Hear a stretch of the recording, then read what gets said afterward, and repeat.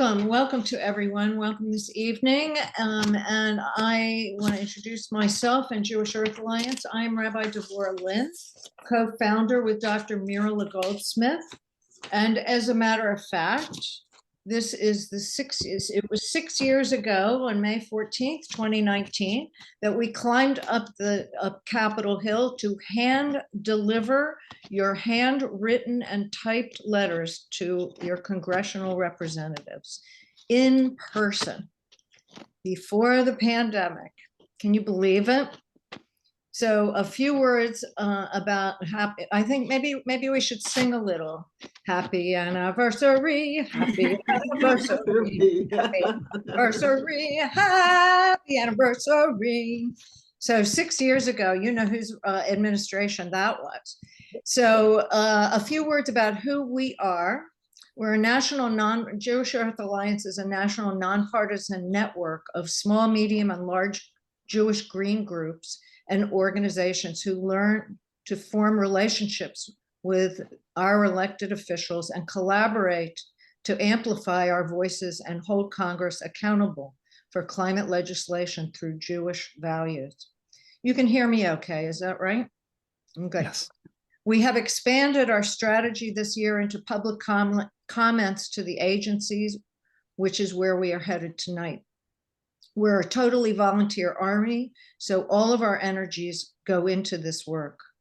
So please take a moment and sign into the chat with your name and where you're Zooming from and the organization if you belong to one that you may be working with.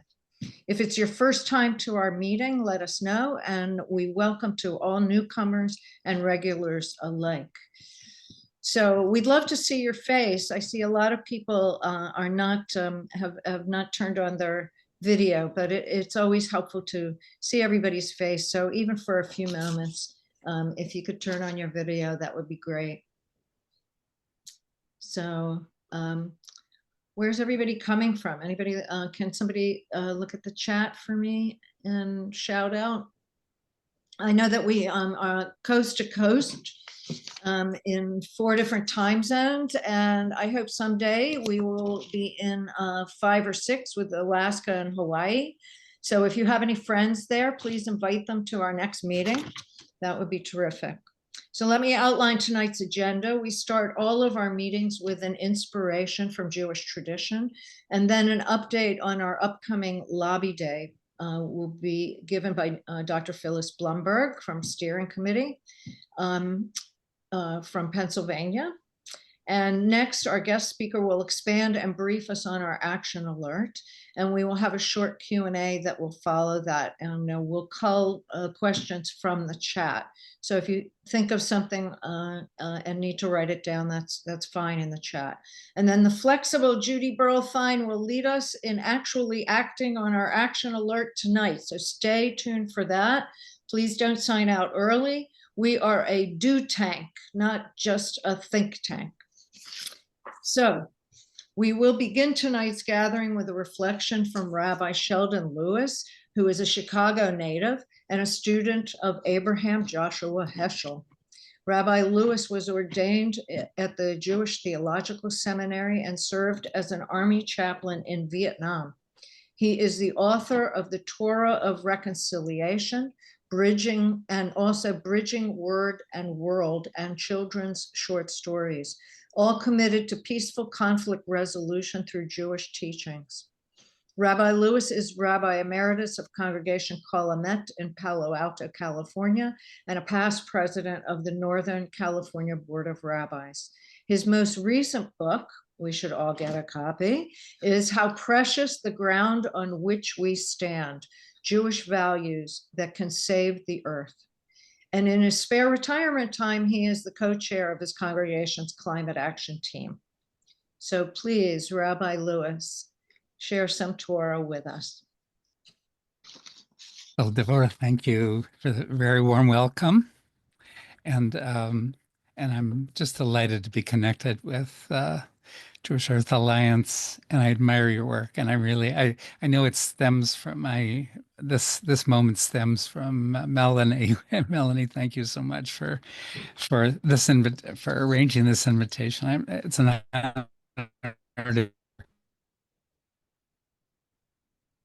I'm actually very grateful for this meeting happening this particular week when we read in Torah Parshat Bahar Bechukotai,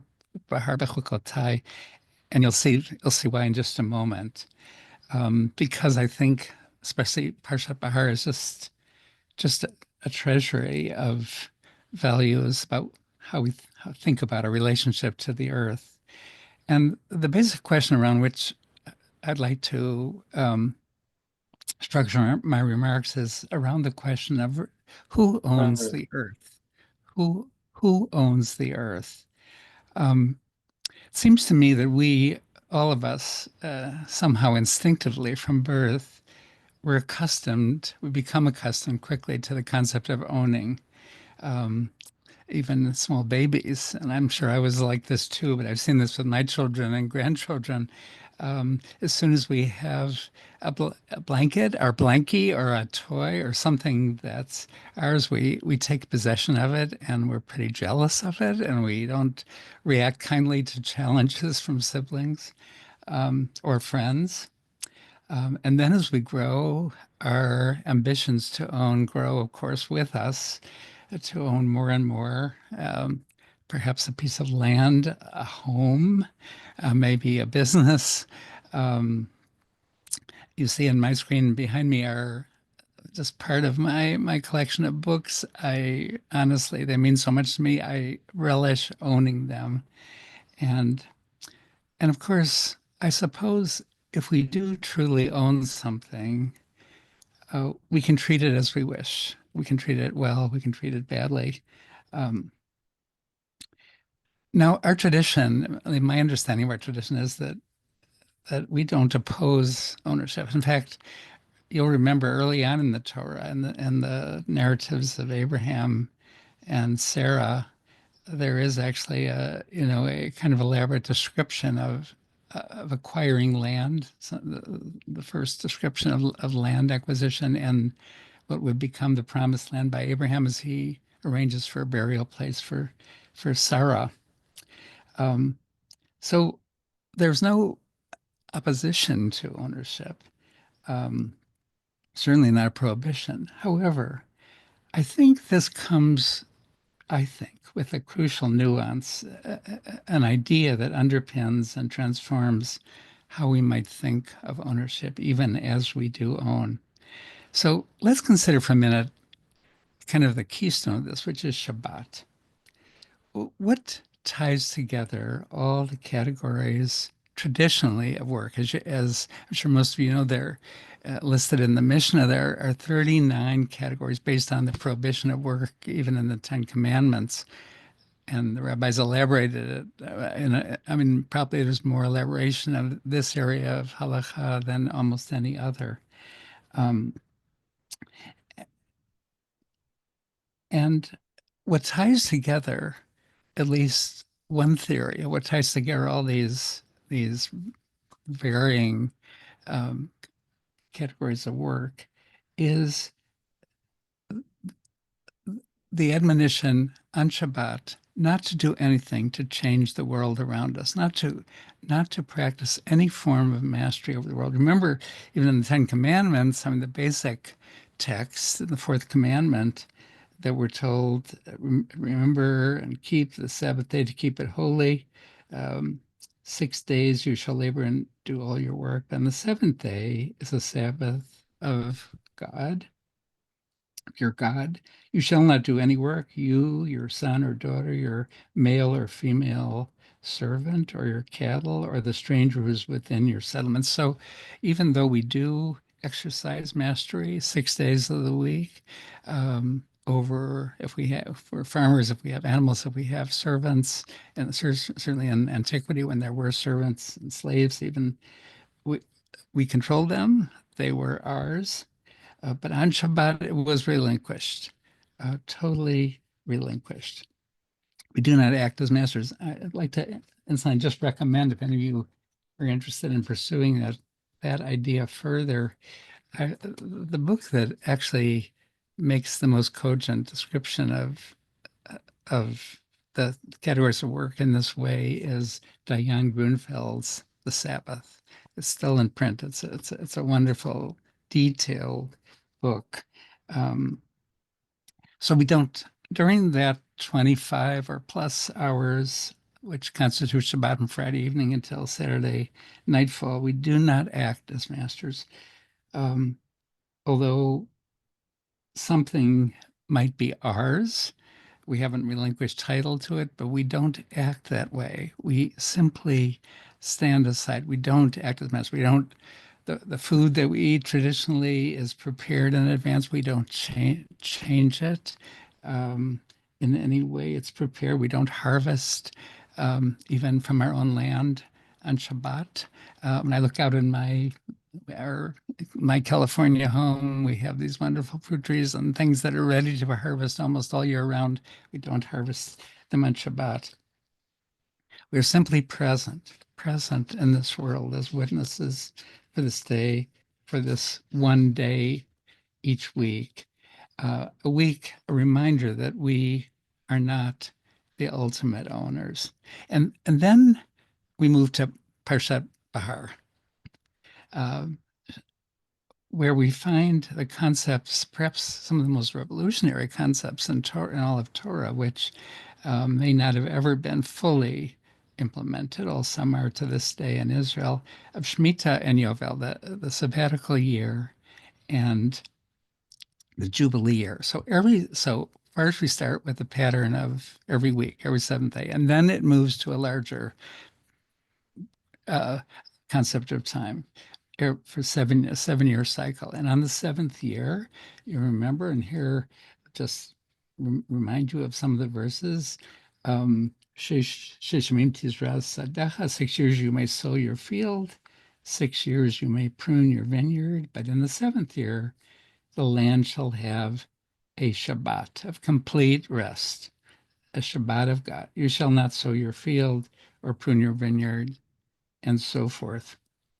And there again, I mean, this a dramatic thing. If imagine the decision, if you're a farmer, that you know that every seventh year your field will lie fallow. No mastery over your field, and no mastery over another. If you did, again, in antiquity, if you had the right to own an indentured servant, or actually really a mamish, a slave, the slave would go free.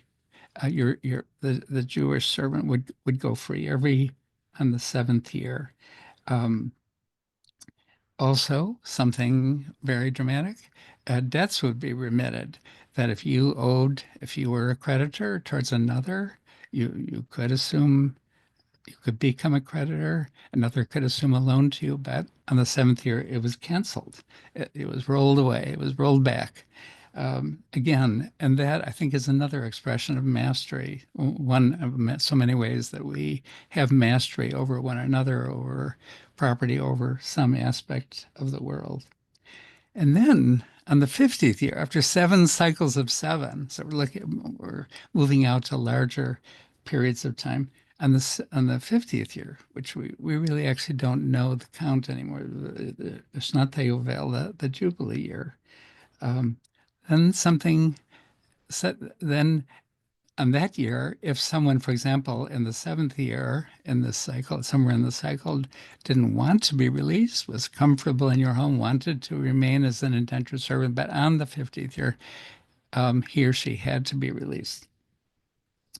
And what's more, land was restored to the original tribal divisions. Again, this applied, Shemitah and Yovel really just applied to Eretz Israel and not worldwide. But the land would if it was bought and sold between the tribes, it would go back to the original tribal division. The basis of all this is described in one very dramatic verse, Leviticus 25, verse 23. The land shall not be sold beyond reclaim. Why? Ki li haaretz, for the land is mine, God's. Ki gerim v'toshavim atamim. For you are stranger or resident strangers with me. You are gerim v'toshavim imadi. And which is actually an amazing concept, that here, the promised land for the Jewish people, that you are called gerim v'toshavim. You were resident aliens in that very land in which, in other words, even your position in the land was subject to removal or exile if you were not worthy. So We're sojourners. We're yes, sojourners. Yeah. we're so the great term. We are sojourners. The teaching is, I mean, to me, is such a fundamental value that our tradition help presents to us as, and I think it's so, to me, it's so fundamental in terms of sustainability and our relationship to the earth. We are not the ultimate owners. We think we are. We buy and sell uh, all the time, but we are not the ultimate owners. And if we are not the ultimate owners, then it isn't up. It isn't in our purview to do whatever we wish to mess it up the way we have. We have to care for it. It's entrusted to us. We are the custodians. How true. How so true. Thank you so much, It's a Ralph. pleasure. Thank you. Shelley. Thank you for visiting us tonight and sharing that wisdom with us, that we are temporary tenants. So thank you. Thank you for coming tonight. So now I would like to call on our steering committee member, Phyllis Blumberg, who is a co-chair on the lobby days, so that she can give us an update on our upcoming lobby day. Seemed only like yesterday. We had the February one. How time flies. Okay, so today is the official launch, and you're the people launching it with me of our pre-Tisha B'Av virtual lobby day. We are going to be doing it on Wednesday, July 23rd, which is during the 3 weeks before Tisha B'Av. But it's not Tisha B'Av itself, and you'll see on the screen a registration link. Our registration is open, and we're accepting applicants, or registrants, I should say. Next slide, please. So a lot of you are familiar faces. Some of you are even state leads, and we welcome everybody. We welcome new and returning participants. We make it very easy for people to lobby. We establish the meeting time, which, believe me, is the hardest part of the whole process. We give you talking points. We have a session in June 17th at 8 p.m. where we talk about the topics from an expert. And then we have training for lobby on Tuesday, July 15th. So we make it really, really easy for everybody to lobby. And especially this year, we're looking for climate concerned Jews in Alaska, Utah, and Kansas, because those are the senators that we think we can persuade to think about climate, because they've sort of put their toe in the water about some things that we very much relate to. So again, there's the in the link, you'll see people are we've put in the link for registration. You can register right now. And our final slide, we are differentiating what we say to different senators. We have learned different language to use with our friends and people and different language that we want to use with people that we need to find a common ground with. So we will provide you with everything, and we certainly welcome people of all ages, Jews, I should say, of all ages, and we welcome everybody. Last year, February, we had almost 300 people and over 25 states, and we hope to do the same this year. I will be around at the end of our meeting if you want to ask questions. Actually, the steering committee usually just stays on. You can come on and you can ask questions, or you can contact us through Jewish Earth Alliance about lobbying. It's fun, it's worthwhile doing, and we'll be very happy to talk to you. Thank you. Thank you, Phyllis. So what were those 3 states? Alaska, Utah, Alaska, Utah, and Kansas. and Kansas. So if you've got a cabin in any of those places, you can lobby those places. If you have friends who live in those states, let us know, and we'll sign them up to visit their Senators. and I can assure you, you will feel so fulfilled. We provide everything that you need. You can go and not say a word, but we love people to participate. But everyone says that it is a very fulfilling thing to do. And also people actually have fun doing it. So thank you so much, Phyllis.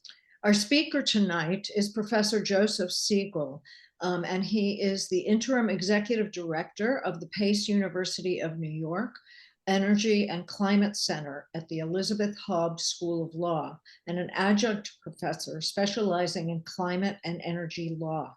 He spent 38 years at the U.S. Environmental Protection Agency, the EPA, focusing on the Clean Air Act, regulation, climate change, and conflict resolution. I was going to say he got out of Dodge in time.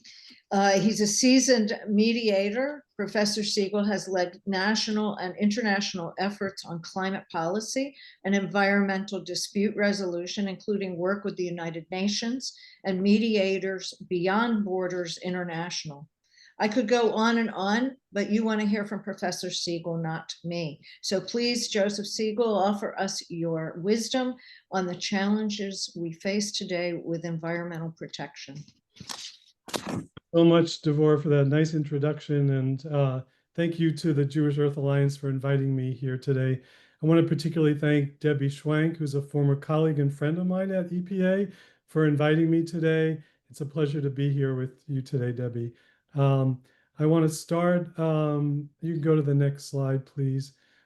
Speaking of EPA and the past, and I want to just start off by a little bit of a shout out about the people who work there, because I can't talk about things that are happening at EPA right now without talking about the people. So just spend a minute to tell you that you couldn't ask for a more committed, hardworking, passionate, and dedicated group of people who have chosen to spend their careers working on behalf of the American people. And yet they now face indignities on an almost daily basis, whether they work on climate change or any other matter. They don't know whether they're going to have a job in a month from now. They were encouraged by DOGE to leave the so-called, quote, low productivity public sector for a job in the, quote, high productivity private sector. Environmental justice and DEIA people were put on administrative leave, and many of them received reduction in force notices.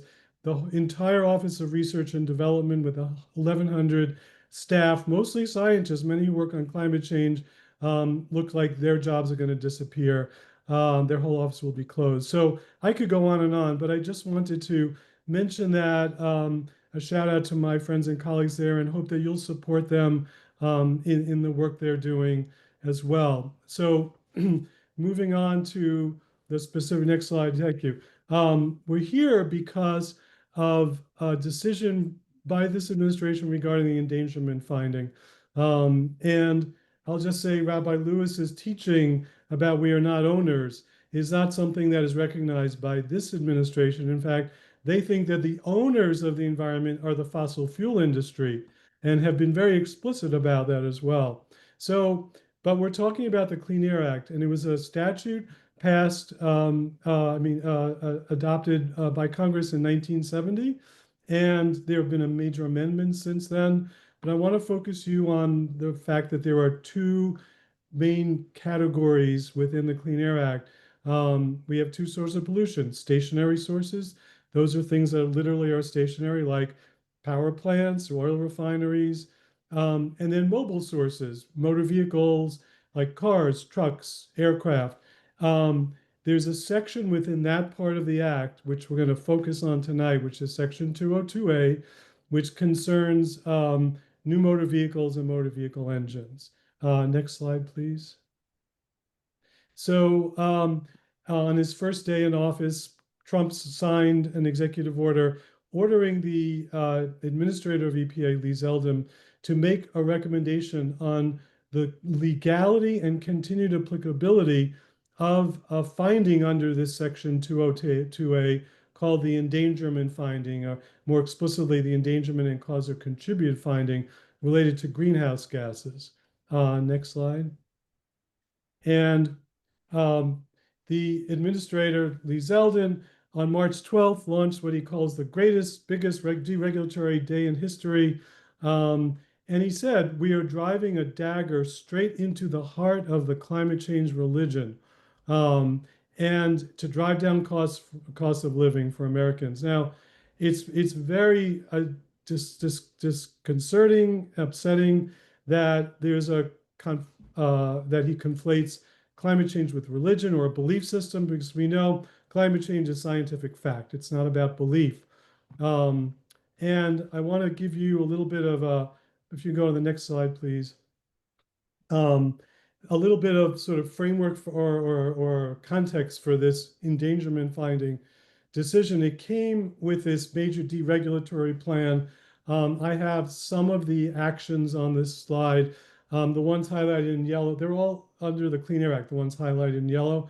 And these all concern greenhouse gases emitted by power plants, the oil and gas industry, vehicles, and a mandatory reporting rule for greenhouse gases and enforcement of violations of greenhouse gas rules. All of that's under threat, in addition to the endangerment finding. But with respect to the administrator's claim that somehow this is going to drive down costs of living, if you can go to the next slide, I have here for you a table put together by the Environmental Protection Network, which is a network of hundreds of EPA alumni. This table shows some of the regulations that are on the slate for deregulation. And the ones I circled in red are climate change related regulations. And what we can see on this column that says annual costs, this is in millions of dollars. So we're looking at the cost of these regulations of $39 billion, but the annual benefits of those regulations are $254 billion. And when you look at the net benefits, we're looking at a net economic benefit from these regulations of $215 billion. So I'm not sure how this is going to save anything for the American people. If you can go on the next slide, we are also need to look at the health implications of these rollbacks. If we roll back these rules, we're going to see 200,000 more premature deaths as a result of environmental pollution by 2050. We'll also see 100 million additional asthma attacks from this deregulation. Next slide, please. Drilling down into the motor vehicle rule, because remember I said that the endangerment finding was specific to this section of the Clean Air Act related to motor vehicles. This is just the most recent motor vehicle rule that EPA issued in March of 2024. And it covers cars that you would buy between model year 2027 and 2035. Just for this rule alone, we are projecting $13 billion in annual health benefits, saving consumers. If you bought a car in 2035, you would save $6,000 over the lifetime of that car. And the net benefits, economic benefits of this rule are about $100 billion. So much for saving the American people anything financial. And I want to draw your attention to the pie graph in the lower left. You see this is the greenhouse gas emissions by sector, and the transportation sector is the largest sector for greenhouse gases in the United States, followed by the electric power sector. Next slide, please. So despite all that, Lee Zeldin decided to reconsider the endangerment finding, gave his decision to the president, and says we're not going to sacrifice national prosperity. And by the way, the League of Conservation gave Lee Zeldin, before he was administrator, a mere 14% approval rating. I can only imagine what that approval rating is at this point. Moving on to the next slide, please. Let's see if we're really sacrificing prosperity. There is this trope that somehow environmental protection is inconsistent with economic growth. And I like to show this slide. This shows you 42 years under the Clean Air Act. During that time, we saw a 200% increase in gross domestic product. And while we saw that increase, we saw a 100% increase in the vehicle miles traveled. That's if you add how much I drive a car per year, how much each of you and everybody in the country. We've seen a 100% increase in that. Our population's gone up about 50%. Energy consumption's gone up 29%. And yet, because of the Clean Air Act, we've seen a 73% drop in aggregate emissions of the 6 most common pollutants. That does not include CO2 emissions, which you can see has increased somewhat because they weren't regulated through most of this time. But we're not saving the American people money by regulating greenhouse gases. And that brings us to the next slide, which is the endangerment finding and why it's so important and how it all got started. Well, there's a section of the Clean Air Act.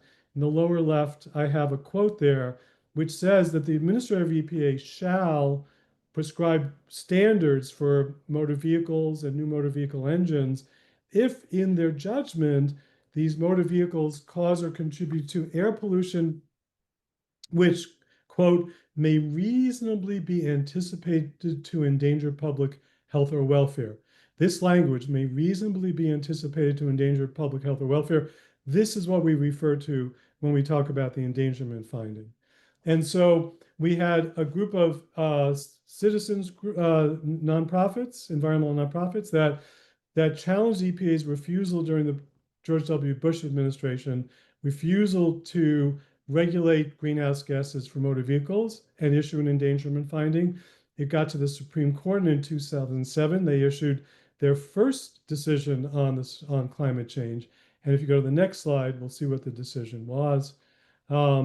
They first of all said the Clean Air Act has a sweeping definition of air pollutant.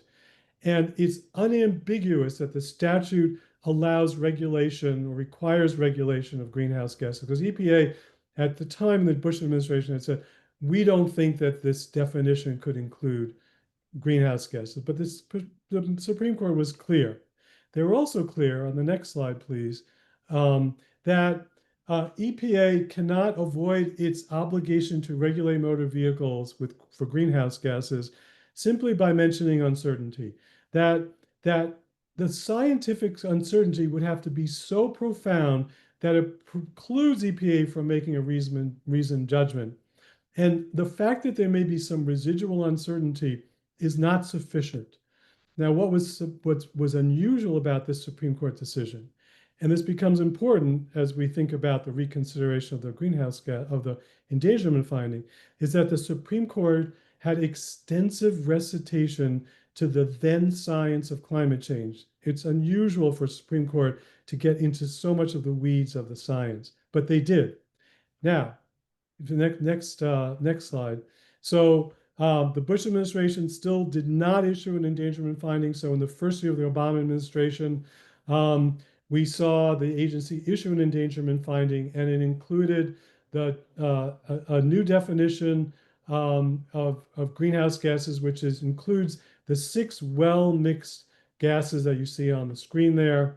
The EPA provided a 200-page technical support document reciting science from the U.S. Global Change Research Program, which is the scientific authority on climate change in the United States, the Intergovernmental Panel on Climate Change, which is the foremost authority of science of climate change internationally, and the National Research Council. There were 11 volumes of responses to comments, much of which was on science, plus 8 appendices. Why am I telling you this? Because the scientific foundation for the endangerment finding is robust and very sound. We go to the next slide. But it's only become more sound because after the Supreme Court decision, the Intergovernmental Panel on Climate Change has issued additional reports, 3 additional major assessment reports, plus quite a few special reports on climate change.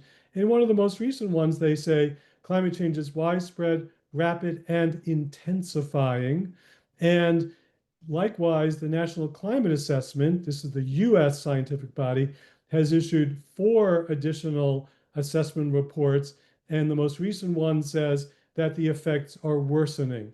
And what we know from all of these reports is, number one, the effects are worsening than what we knew in 2009, 2007, when the Supreme Court issued its decision. And number two, the certainty of these effects has grown only more significant and more certain. So makes it a difficult order, tall order from my perspective for EPA to now claw back that endangerment finding on the science. Next slide, please. In addition, the DC Circuit, which is the federal court just below the Supreme Court, issued a decision on the endangerment finding. The endangerment finding was challenged, and it got to the DC Circuit, and they said that the endangerment finding is consistent with the Clean Air Act structure and text and adequately supported by EPA's record. This decision was appealed to the Supreme Court. The Supreme Court did not accept certiorari, did not accept the issue of endangerment. They heard the case on other grounds, but they did not hear this case. And we know that in a concurring opinion on another climate change case in the Supreme Court, Justices Alito and Thomas have indicated an interest in reconsidering Massachusetts versus EPA. So that is definitely a threat, even though the science, I think, is quite clear and strong. Next slide, please. Implications are not just for this Section 202 of the Clean Air Act related to motor vehicles. Like I said, there have been many motor vehicle rules issued since then for light duty vehicles, medium duty vehicles, heavy duty trucks, but also for aircraft.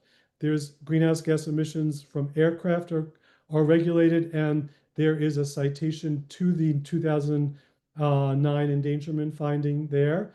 The oil and gas sector greenhouse gas standards relies on it, and so does the power plant rule that was issued by the Biden administration in 2004. And in those rules, the agency has said, we're relying on the 2009 endangerment finding, but there's only been stronger support for this endangerment since then. Notwithstanding, if this agency decides to pull the wool out of the endangerment finding entirely, it's probably going to have to do that based upon current science anyway, which I said is going to be hard to do. But that's what they will try. And so I think next slide is the end. Yes, so I'll wrap up there and see if there's any questions. Thank you. Thank you, Joe. Thank you very much for that review of what's been going on over the decades. Just to nepotism, my husband is on the National Climate Assessment, and I'm always surprised how Americans have never heard of it. And I always say that scientists are the worst marketers ever. But and my husband keeps saying there are regulations in the way of doing that, of announcing and publicizing the work of the agencies. Do you find that that's the case? That Americans just don't know what their government is doing for them? I think that's an accurate statement, that it's hard to get the word out. And I can tell you, since I co-chair the climate change work group for Region 2's Office of EPA, that we had a big effort to reach out to the public. Some of the most impressive outreach that the agency has done over the last 4 years and during the Obama administration was in engaging the public before decisions were made by the agency, so that there was a sense of ownership and buy-in by the public. But notwithstanding efforts to educate the public, I think EPA hasn't had the staff to be out there in a big way. And we do rely on other institutions, government agencies, nonprofits, academic institutes to help us with that. We were understaffed with respect to climate when I was at EPA, and now we're going to be even more understaffed with all the losses of. Yes, of course. My feeling is that people are getting fired, but nobody's quitting.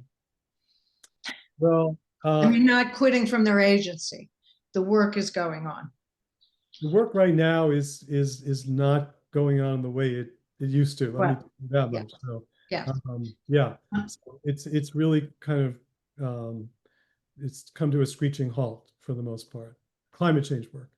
Yes. So Amy Dick is asking if EPA can withdraw the endangerment finding, what are the implications for EPA's ability to regulate greenhouse gases? Well, I do think if EPA withdraws the endangerment finding, first of all, it'll be challenged, and I think there's a good chance that the case will the endangerment finding will not be stayed during that period of time. Let's hope. So in other words, it will continue. But yes, it has major implications for regulating carbon dioxide and other greenhouse gases. If we that's kind of what I was getting at in my last slide, that there are a lot of rules that there are a lot of sections of the Clean Air Act that use similar language related to protecting the endangerment to the public health and welfare.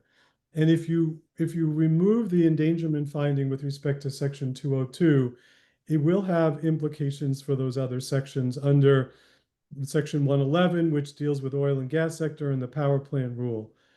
That being said, I think it's going to be very difficult for EPA to pull greenhouse gases from the definition of air pollutants. So it's still going to be a pollutant under the Clean Air Act. And it's going to be very interesting to see. Let's hope it doesn't get that interesting, but it's going to be interesting to see how they will justify not regulating an air pollutant. They'll have to justify some way of showing that even though greenhouse gases may endanger public health and welfare, there may be other provisions in those sections that make it possible for them to not regulate. So, for example, the motor vehicle regulation, which I showed you, it's not only an endangerment finding, but it's a cause and contribute finding. So they might try to show that somehow the emissions of greenhouse gases even though greenhouse gases endanger public health and welfare, the greenhouse gases from motor vehicles are not sufficient to cause and contribute to that endangerment, to that air pollution. Again, I think it's going to be difficult, and they'll probably have some tricks up their sleeve to try to make that happen. But it's going to be challenging for them to get away with this, but they will try. We've got a lot of really great questions. I hear people will hang on a little bit longer, a few minutes after the hour, but let's, I told you that we like to know what language to use, and Mirla is saying, what do you know about how Zeldin wants to go about reconsidering the finding? Will we have opportunities to weigh in?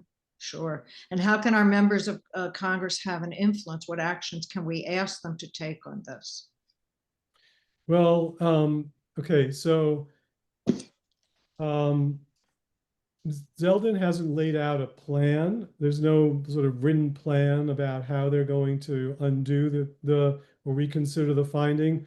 What we do know, what we've heard at least, is that he may have even said this, but what I've heard is that they are going to do it by rulemaking, or it's not really a rule. They'll do it by public notice and comment. So you should have an opportunity to file comments in opposition to a proposal to withdraw the endangerment finding before it becomes public. But I wouldn't wait for that. I would put pressure on legislators as well. There is law in the Inflation Reduction Act. There is language in that which reiterates the EPA's definition of greenhouse gases to include those 6 pollutants. And that came from Congress. So why not push Congress to codify the endangerment finding? That's something you could potentially do. Yeah. Go ahead. I think that was under consideration for our lobby day coming up, is that we'll go back to Congress, right? Phyllis is shaking her head. Yeah. Good. So that I'm glad that you affirmed that we're headed in the right direction on that.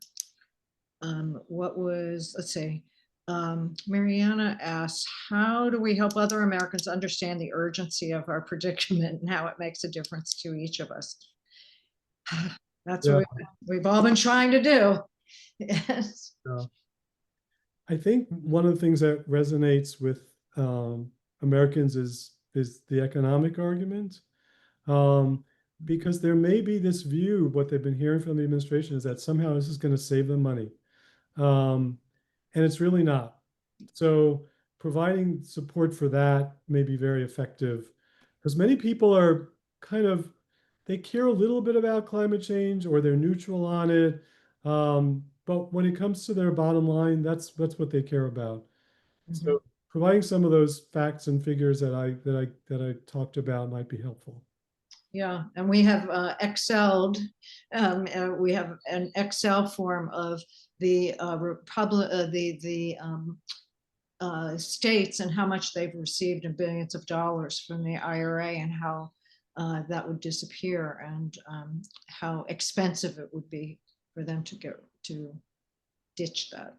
Yeah, and I think the flip side of that is to talk to people about, have you seen extreme weather events in your community?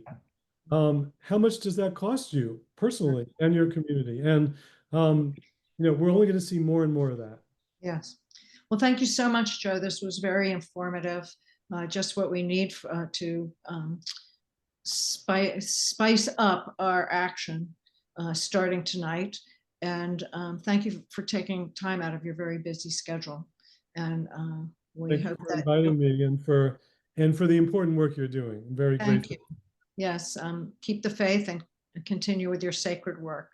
And thanks to Debbie Schwank for inviting you. All right, thank you. So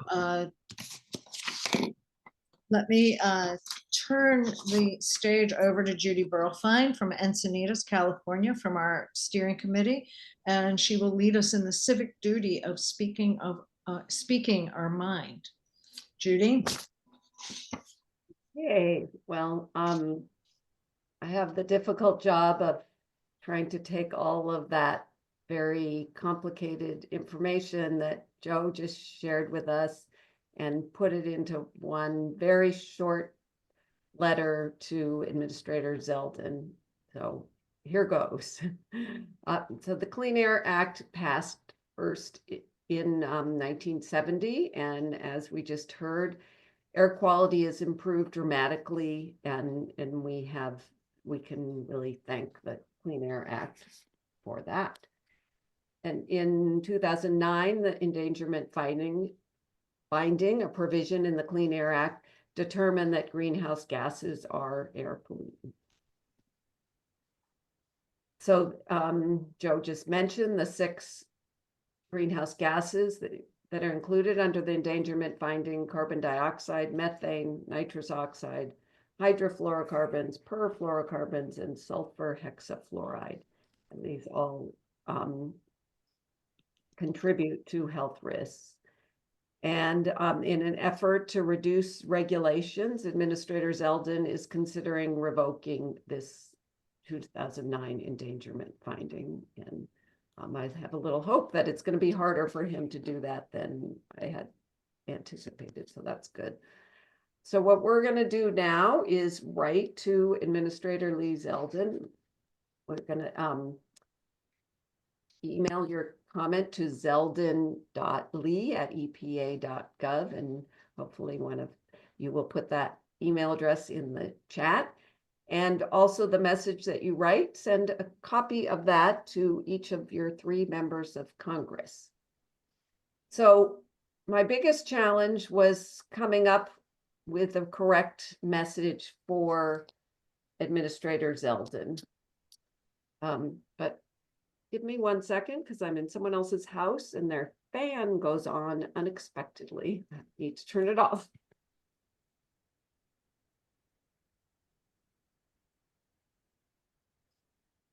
So I really had a very hard time figuring out what would get through to Lee Zeldin.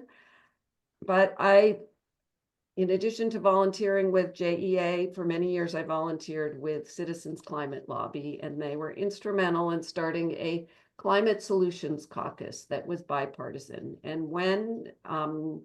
Zeldin was in the House of Representatives, he was a part of that caucus. So who knows? Maybe if you thank him for joining that caucus and learning a little bit about climate risk, he'll be more open to hearing the message. I'm not sure how much he learned in the caucus, but it's always useful to be appreciative. And then follow that up by stating removing the safeguards placed by the EPA on greenhouse gas emissions will increase the chances of climate chaos. And he has 2 daughters, and so it'll increase those chances for his daughters and for all of our children and grandchildren. Lee Zeldin is one of 2 Jewish Republican, well, was when he was in the House, members of the House. There was an article written about him putting a mezuzah at the EPA, but also saying that you can't mix policy with religion. As a fellow Jew, I urge you to withdraw your plan to reconsider EPA's endangerment finding under the Clean Air Act.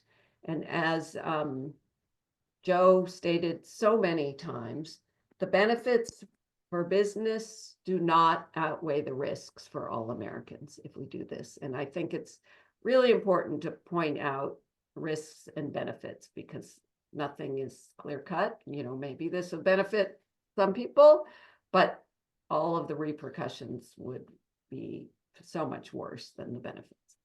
And then lastly, to include a statement about why you're concerned about climate change. There's a lot of information there. Feel free to take what you like and change it or make it shorter or longer.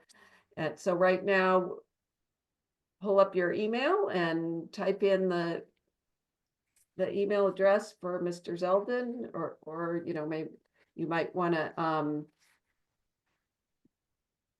write it out first and then copy it into your email so you're sure of what you got. And if you have any questions, speak up.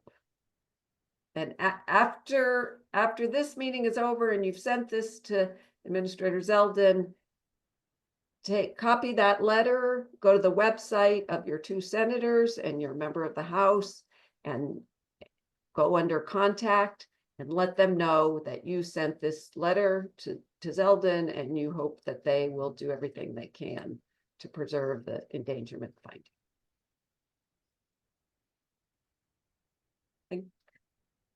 Melanie, probably want to keep the message up there for people.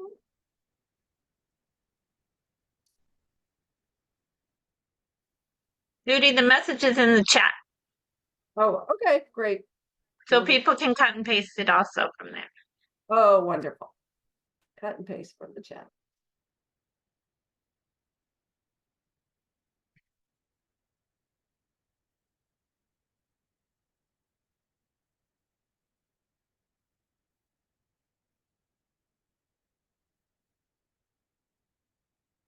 Little bigger on the screen, but it's easier for people to cut and paste from the chat.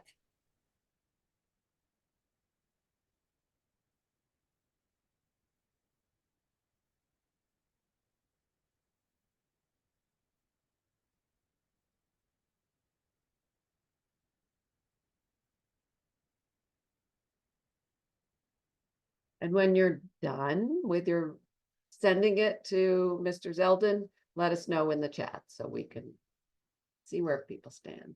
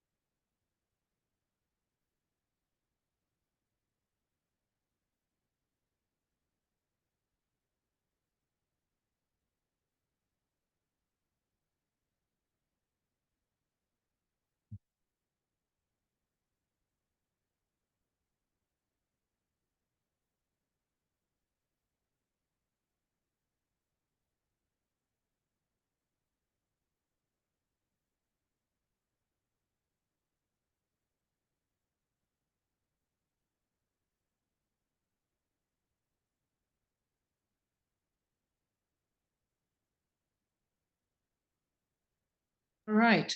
I would like to call back people a little bit and hope that they will finish. I know this is a little more work than we're used to. I hope that they will finish this tonight or tomorrow morning if it's late for them. And I would like to thank our speakers, Rabbi Sheldon and Shelley Lewis, and our speaker, Professor Joseph Siegel. Thank you very much. Again, from coast to coast with our speakers, both on conflict resolution, both experts on conflict resolution. Thank you so much for devoting your time to our organization. It's so helpful to get support on what we do. We're all not alone. That is the big thing that we need to keep in mind. I wanted to end tonight with a poem by Marge Percy that I read today out of the book, What If We Get It Right, which I highly recommend to everyone. It has an amazing last few chapters of uplift that we really need. And this is from Marge Percy. The people I love the best jump into work head first without dallying in the shallows and swim off with sure strokes almost out of sight. They seem to become natives of that element, the black, sleek heads of seals bouncing like half-submerged balls.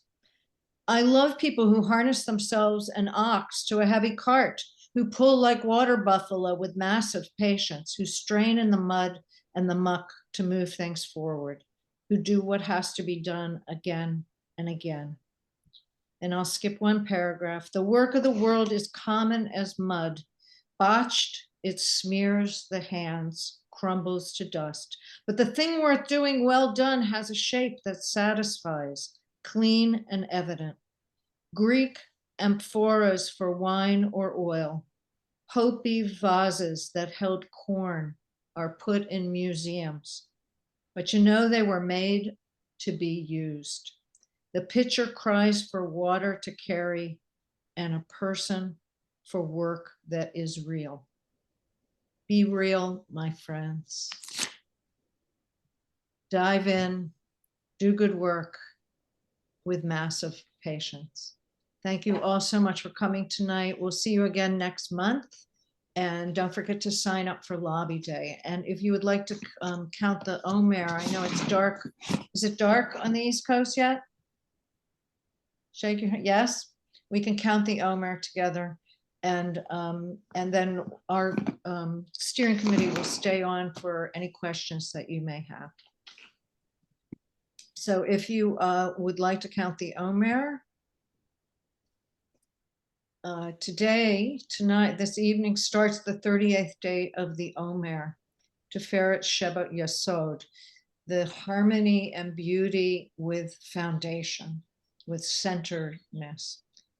So if you want to unmute and say the blessing with me, if that's your custom.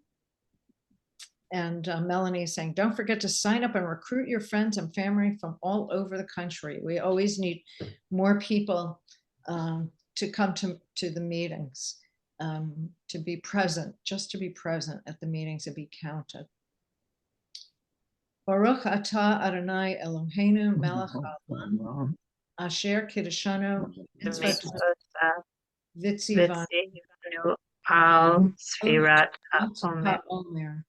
Hayom shmoneh u'shloshim yom shehem hamisha shavuot u'shlosha yamim le'omer.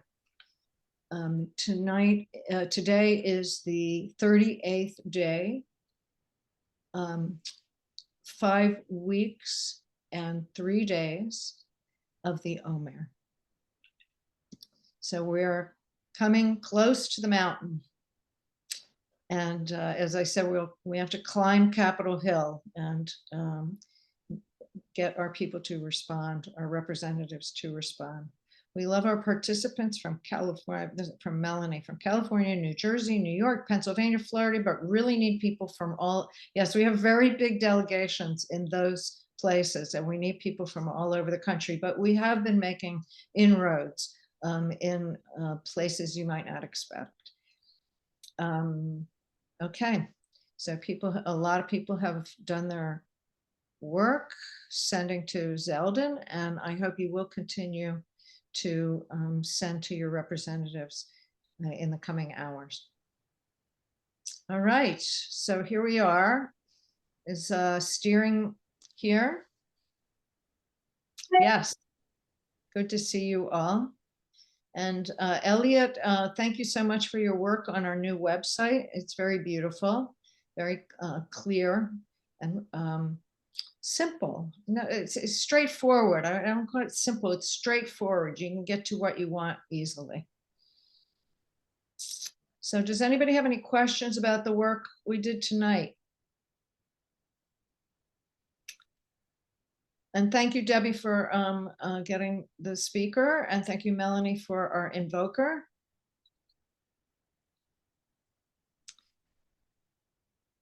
And do we have any questions for our people, for our partners?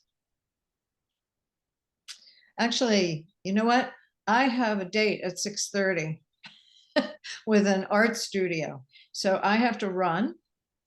And if any of you are artists, there's a thing called or not artists and want to be artists, the Jewish Studio Project is a wonderful organization started by Rabbi Adina Allen and her husband as well, does the paperwork, does the invoices.